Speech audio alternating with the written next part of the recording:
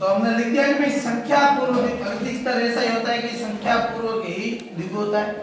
लेकिन इसके साथ में एक बात और लिखी कि भाई ये संख्या पूर्वक तो होता है लेकिन ये समूह का भी बोध कराता है। क्या करता है? समूह या समाहार का बोध कराता है। ये देखो समूह या समाहार का बोध कराता है।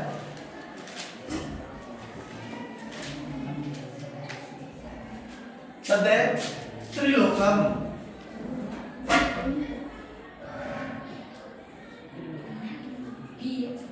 त्रिलोकम त्रिलोकम में कितने लोग हैं? तीन। तो तीन को लिखना है त्रयाणाम षष्ठी विभक्ति की त्रयाणाम लोकानाम त्रयाणाम लोकानाम क्या है? समाहार। तीन लोगों का समाहार क्या कहलाएगा?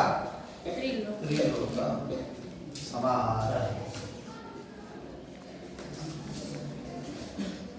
ऐसा आपको बताना है। चतुर्युगम क्या शब्द है? चतुर हिंदी में नहीं बताना, संस्कृत में बताना। चतुर्नाम क्या हो जाएगा? चतुर्नाम फिर युगानाम युगानाम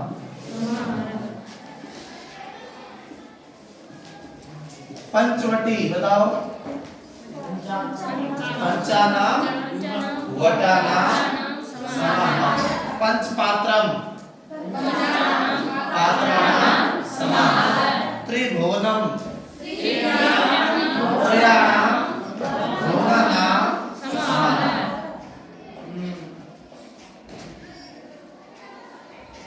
पंचगवम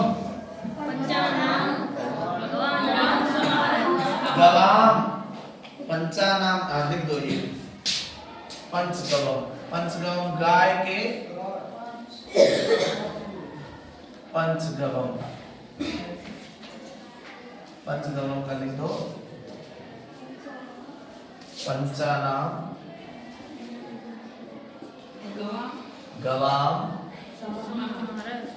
गाय से प्राप्त होने वाले पांच पदार्थ पंचगव्य भी कहते हैं इसको।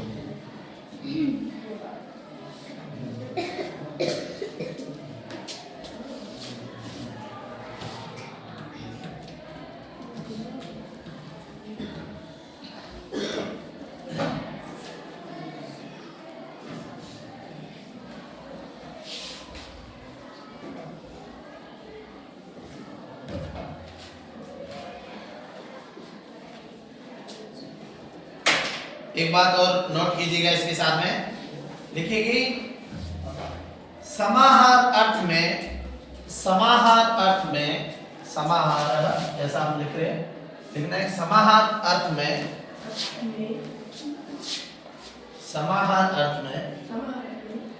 समास में एक वचन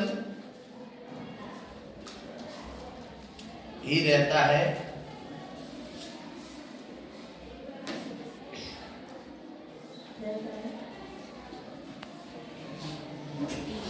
जबकि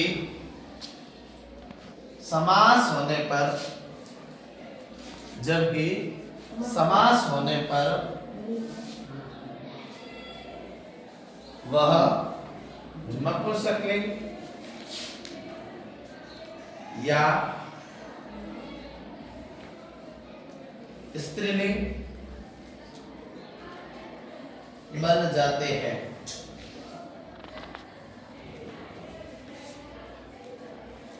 तो ये जो पीछे म लग रहा है ये तो नपुंसकलिंग की उदाहरण है। मैं दो चार उदाहरण जो है वो स्त्रीलिंग के आपको लिखाता हूँ। जैसे आप लिखो एक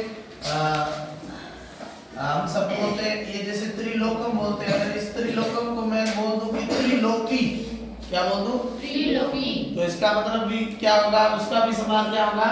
त्रयाणाम लोकानाम समाहार। कहीं पर ऐसे आप लिख दो पंचवटी।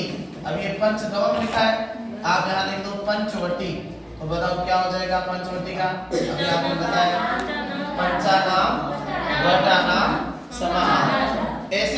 पाणिनि ने ग्रंथ लिखा है, बताओ उस ग्रंथ का नाम क्या है? अष्टाध्यायी। क्या नाम है? ये तो हम सारी संस्कृत व्याकरण पढ़ रहे हैं, पाणिनि के अष्टाध्यायी ग्रंथ की है। कितने अध्याय है अष्टाध्यायी में? तो क्या हो जाएगा बताओ? अष्टानाम अध्यायानाम समाहारः। लिख दो, अष्टानाम अध्यायानाम। अष्टानाम, अष्टानाम शब्द में कौन सी विभक्ति हो गई? कौन सी विभक्ति है? षष्ठी बहुवचन। कौन सी है? तो अष्टानाम अध्ययानाम, अध्ययनाम नाम समाहार। 8 अध्यायों का जो समूह है। गीत में कहते हैं त्रिलोकी रो नाथ, कृष्ण भगवान बोलते हैं ना ये त्रिलोकी को नाथ, तो त्रिलोकी हो जाएगा तो उसका भी क्या हो जाएगा? त्रयाणाम लोकानाम समाहार। ठीक है, तो ये हो गया आपके द्विगु समास। कौन सा समास? द्विगु समास। अब समास का अगला भेद हम पढ़ेंगे जिसका नाम है द्वंद्व समास। कौन सा समास? द्वंद्व समास। तो समानाधिकरण तत्पुरुष में हमें 2 समास और पढ़ने हैं, 2 समास और पढ़े हैं, उसको याद में रखना है। कौन कौन से? कर्मधारय और द्विगु समास। ठीक है, तो अभी हम पढ़ रहे हैं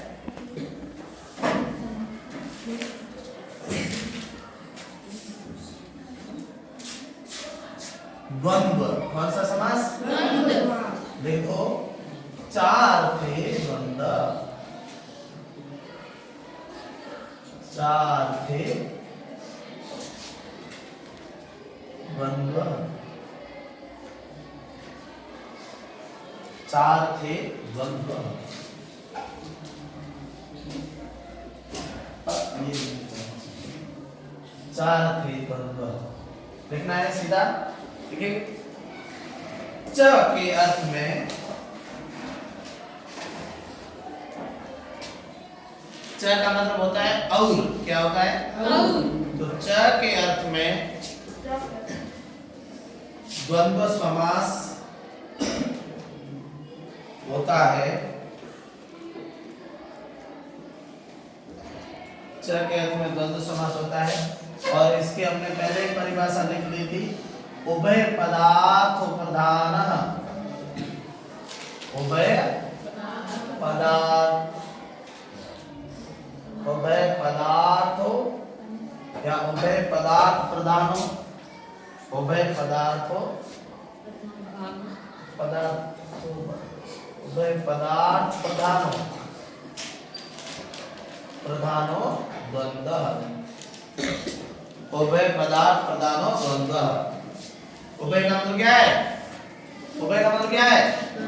दोनों। कौन से पद? पूर्व पद और उत्तर पद दोनों, जिसमें दोनों ही पद प्रधान हो। कौन सा समास है? द्वंद्व समास। ठीक है, द्वंद्व समास के 3 भेद हैं। कितने भेद हैं? 3। यानी 3 अलग अलग प्रकार करके इसको पढ़ा जाता है। उसमें पहला जो है उसका नाम है इतरेतर। क्या है? इतरेतर। इतरेतर द्वंद्व। इसको लिखिए, इसमें 2 शब्द मिले, इतर और इतर। क्या 2 शब्द मिले? इतर। तो इतर प्लस इतर बराबर इतरेतर। कौन सी संधि है? आ प्लस ई बराबर ये गुण संधि। जैसे गण प्लस ईस बराबर गणेश होता है ऐसे। तो इतरेतर में इतर इतर इतरेतर में लिख लो। इतरेतर का क्या मतलब होता है? लिखना है कि पदार्थों का एक में, पदार्थों का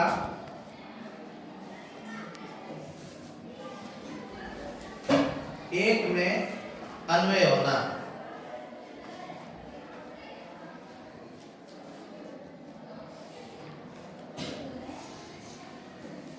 लिखना है पदार्थों का एक में अन्वय होना। इसकी या लिख दो इसमें अंतिम पद की विभक्ति से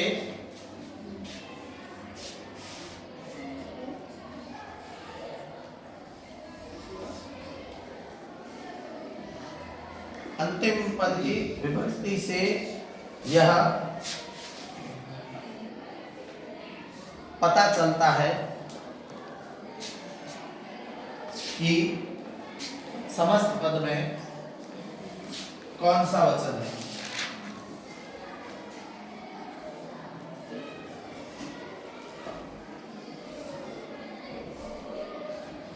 जैसे उदाहरण लिखते हैं, जैसे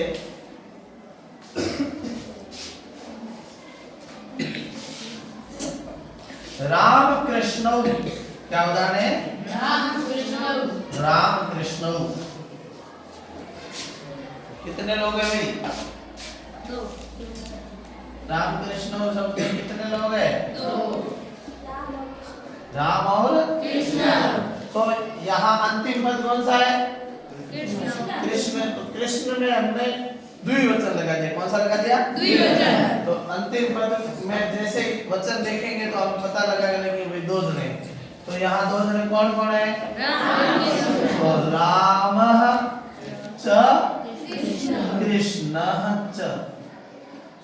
ये च लगाना है क्योंकि हमने यहाँ पढ़ा कि च अर्थिक द्वंद्व समास की पहचान है कि उसमें च लगता है। तो राम च कृष्ण च। अभी ये विसर्ग को अलग करके ऐसे लिखो, या फिर आप इसमें सत्व संधि कर सकते हो। कौन सी संधि? सत्व संधि। तो वो कैसे लिखा जाएगा? रामश्च कृष्णश्च। पीछे च है इसलिए आगे विसर्ग को क्या हो गया? दोनों कैसे भी लिख सकते हैं, ठीक है।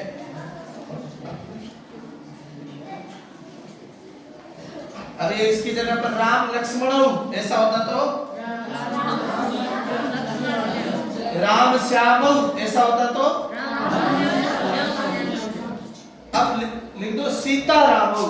क्या है? सीताराम। पता चल रहा है कौन सी विभक्ति लगी है राम में और कौन सा वचन है? द्विवचन है। तो सीता च रामस सीता च। अब सीता में आपको विसर्ग नहीं लगाना है क्योंकि सीता अपने आप में प्रथमा विभक्ति का एक वचन का रूप है। सीता च राम च।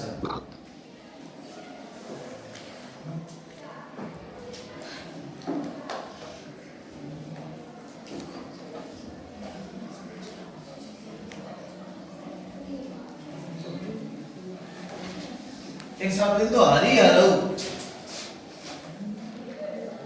हरि हरऊ कितने पद है? भगवान से। अब हरि किसका नाम है? विष्णु भगवान। किसका? और हर किसका नाम है? हर हर महादेव का नाम है ना। तो हरि और विष्णु और शिव दोनों है। तो बताओ क्या हो जाएगा?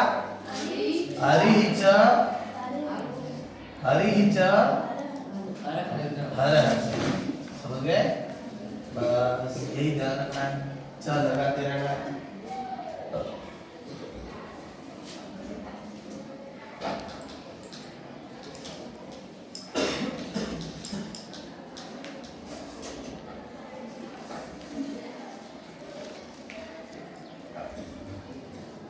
ये द्वंद्व समास का पहला भेद है। अभी दूसरा भेद है समाहार। कौन सा भेद है? समाहार द्वंद्व। समाहार द्वंद्व लिखे।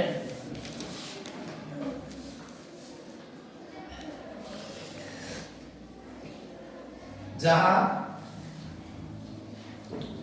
अनेक पदों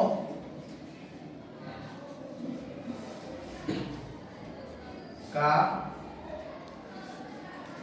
समाहार, समाहार के क्वेश्चन में आप लिख दीजिए एक जगह उपस्थित, एक जगह एकत्रित या उपस्थित कर दो। एक जगह उपस्थिति, उपस्थिति।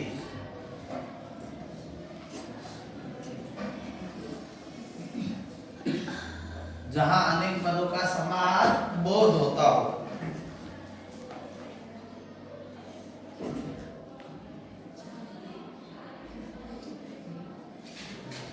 लिखना है समस्त पद में समस्त पद में प्रायः, समस्त पद में प्रायः नपुंसकलिंग एकवचन होता है। कौन सा होता है? नपुंसकलिंग एकवचन। लिखना है पाणिपादम, पाणिपादम, यहाँ नपुंसकलिंग एकवचन हो गया। पूरा समस्त पद है नपुंसकलिंग एकवचन में, लेकिन यहाँ पानी का मतलब है हाथ। अगर ऋणी बड़ा होता है तो पानी का मतलब जल होता है, लेकिन ऋणी छोटा है तो पानी का मतलब क्या है? और पादम का मतलब क्या है? पैर, हाथ और पांव। ठीक है, तो हाथों पांव का समाहार विग्रह क्या बनेगा? हाथों पांव का समाहार। तो हम इसका विग्रह ऐसे कर सकते हैं, हाथ कितने होते हैं? 2। पांव कितने होते हैं? 2। तो हम यहाँ 2 है, 4 है, लेकिन इसका समाहार कर दिया, और समाहार करने के बाद में नपुंसकलिंग एकवचन में कर दिया। तो हम ये लिखेंगे कि पानी। अब देखो यहाँ मैंने ऋणी बड़ा कर दिया, तो ऋणी बड़ा क्यों किया है? क्योंकि ये द्विवचन में हो गया। पानी पानी है ना, जैसे होता है हरि हरि हरया, तो ऐसे पानी ही पानी, तो पानी च पादौ च। पाद में कितने हैं? पाँव में कितने हैं? 2। तो 2 हाथ और 2 पाँव का समाहार। ठीक है, यूं। अब इसमें पीछे समाहार लिखना नहीं है, ठीक है, इसमें से समाहार लिखना नहीं है, वो अपने आप आपने जो विभक्ति लगाई उससे पता लगेगा कि भाई 2 का समाहार है। ठीक है, और लिख दो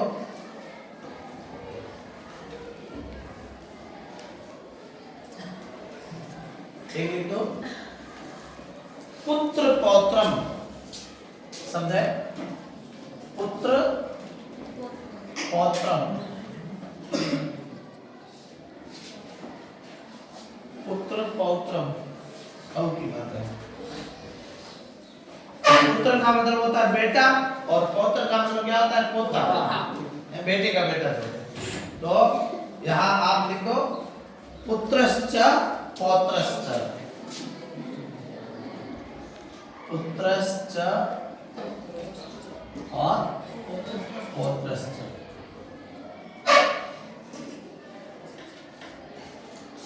पौत्रश्च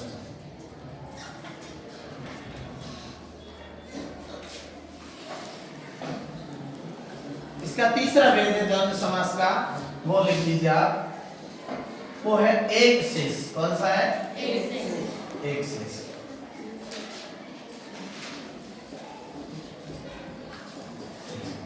एक शेष का देखो फटाफट।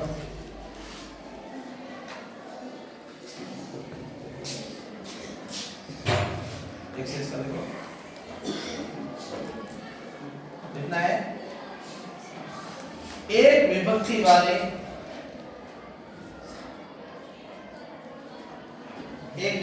विभक्ति वाले अनेक समस्त, एक विभक्ति वाले अनेक समस्त समान आकार वाले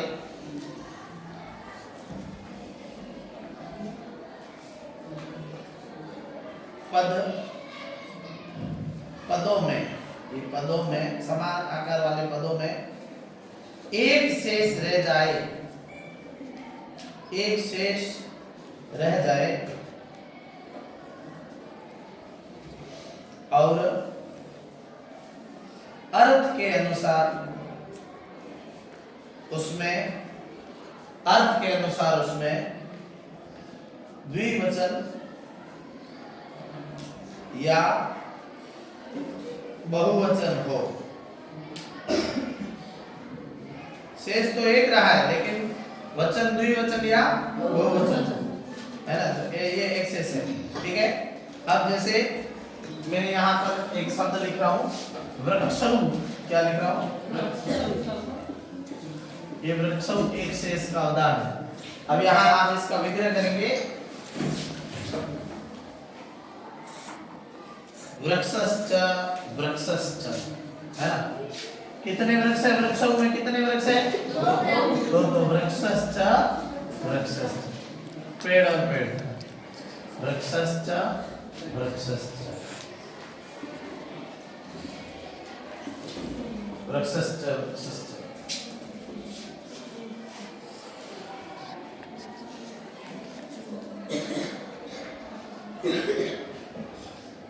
ऐसे आप लिख दो हंसौ। अब यहाँ हंसौ में नर हंस और मादा हंस दोनों है, तो आप ये लिख सकते हो हंसश्च हंसीच, हंसश्च और हंसीच।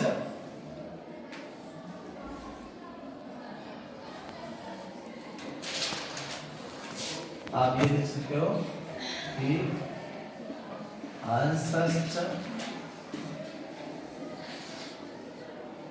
हंसश्च और हंसीच, हंस और हंसी दोनों। ऐसे आप एक शब्द और होता है पितृ। क्या होता है? पितृ। पितृ का मतलब क्या होगा? माता और पिता। तो माता च पिता च। पितरों के लिए अंग्रेजी में शब्द आता है पेरेंट्स। क्या आता है? पेरेंट होता है माता पिता। हाँ, या तो माता को या पिता को या दोनों को, बहुत बार को। ठीक है, तो ये आता द्वंद्व समास। समझ गए?